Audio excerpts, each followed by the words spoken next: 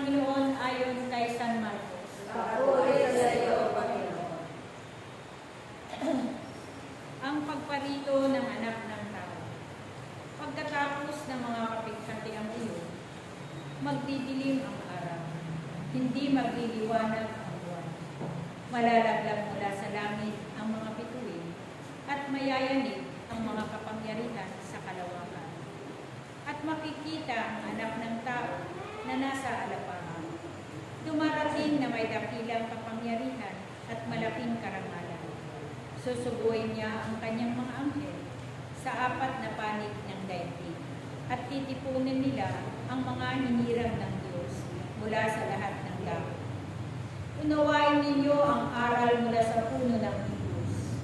Kapag sumisipot na ang mga dahon sa sanga nito, alam ninyong malapit na ang tag-araw. Gayon din naman, kapag nakita ninyong nangyayari na ang mga bagay na ito, malalaman ninyo malapit na ang panahon ng pagpapalito ng sisimula. Tandaan ninyo, magaganap ang mga bagay na ito bago mamatay ang mga taong nabubuhay sa ngayon. Mawawala ang langit at ang lupa, ngunit ang mga salita ko ay hindi magkakapunta. Ngunit walang nakakaalam ng araw o oras ng pagsapit niyo, kahit ang mga anghel sa langit o ang anak man, ang Ama lamang ang nakakaalam nito. Ito ang mabuting balita ng ating kaligtasan. Purihin namin, Panginoong Jesucristo.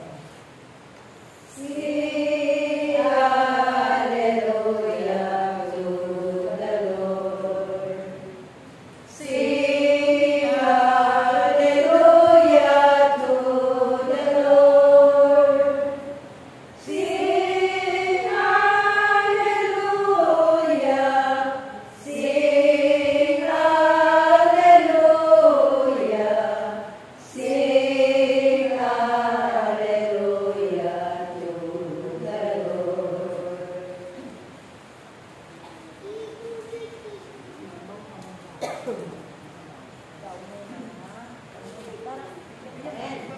Palakpakan natin ang mabuting balita ng ating